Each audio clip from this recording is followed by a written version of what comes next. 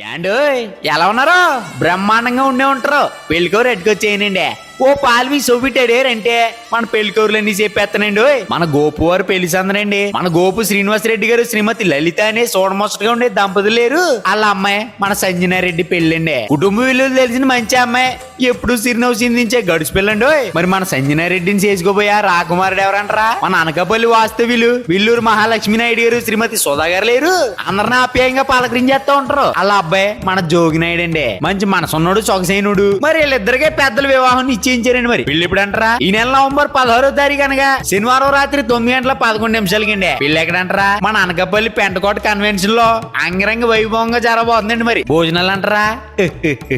ఆ మాటకు వస్తున్నానండి. అదే రోజు రాత్రి 7 గంటలకి కళ్యాణ వేదిక వద్ద పెట్టేస్తున్నారండి. మరి మీరు వచ్చారంటే నవగాయ పిండి వంటలు 4 కూరలు ప్రేమాప్యాయతలతో మనసారి వడ్డిచ్చేస్తారండి. మర్చిపోండి, ఎన్ని పనులు ఉన్నా పక్కన సైడ్కి వచ్చారంటే జంటను చూడగానే మనసుకు ఉల్లాసం, ఒంట్లో ఉత్సాహం ఇట్టే వచ్చేస్తాయండి. మరి ఇదిగో మీరు రాకపోతే మాట వచ్చేద్దండి.